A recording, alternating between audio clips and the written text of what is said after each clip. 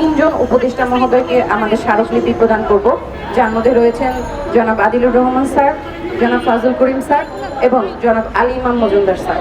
এবং আমরা প্রত্যেকটা দপ্তরে দপ্তরে প্রত্যেকটা মিনিস্ট্রিতে আমাদের এই স্মারকলিপি পৌঁছাবো, আমাদের আবেদন পৌঁছাবো, কারণ তারা প্রত্যেকেই আমাদের সম্পর্কে যতদূর জানি ভুল ধারণা নিয়ে আছেন।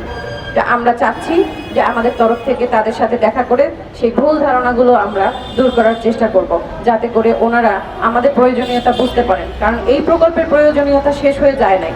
তাই এই প্রকল্পের সফলতার উপরে ভিত্তি করে সরকার এই প্রকল্পের তৃতীয় পর্যায়ে আনার সিদ্ধান্ত নিয়েছে, যেখানে তারা নতুন মানুষ নিবে এবং আউটসোর্সিংয়ে নিবে। তা আমরা আউটসোর্সিংও চাচ্ছি না। আর আমরা যারা এই প্রকল্পকে পরিচিত করেছি তারা বেকার হয়ে নতুন মানুষদেরকে এই পদটা দিতে চাচ্ছি না, কারণ উপজেলায় আমরা যারা দীর্ঘদিন ধরে একটা অবস্থান তৈরি করে নিয়েছি, গ্রামীণ নারীরা আমাদের উপরে নির্ভরশীল হয়ে গেছে।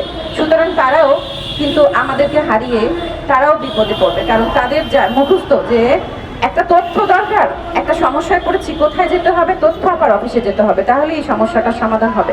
তো শুধু যে আমরা 2000 পরিবার বিপদে পড়বো সেটাই না, আমাদের সাথে একই সাথে সেই গ্রামীণ নারীরা, কোটি কোটি গ্রামীণ নারীরা, পিছিয়ে পড়ার সুবিধা বঞ্চিত নারীরাও আমাদের সাথে একই সাথে সুবিধা বঞ্চিত হবে। সুতরাং আমরা সরকারের দৃষ্টি আকর্ষণ করছি, আমরা আপনাদের মাধ্যমে আমাদের মাননীয় প্রধান উপদেষ্টা মহোদয় এবং আমাদের উপদেষ্টা মহোদয় সহ সকল উপদেষ্টা মহোদয়দের দৃষ্টি আকর্ষণ করছি, আমাদের সমস্যার সমাধান করুন, আমাদের কথা শুনুন, আমাদের টিমের সাথে বসুন এবং আমাদের দাবিগুলো যৌক্তিক কি অযৌক্তিক আপনারা বিবেচনা করে আমাদের দ্রুত ব্যবস্থা গ্রহণ করে আমাদেরকে বাড়ি পাঠানোর ব্যবস্থা করুন, আমাদের কর্মস্থলে পাঠানোর ব্যবস্থা করুন, আমাদের সেই সেবাগ্রহীতা যারা দীর্ঘদিন ধরে আমাদের অপেক্ষায় আছে তাদেরকে সেবা প্রদান করার সুযোগ দিন। ধন্যবাদ।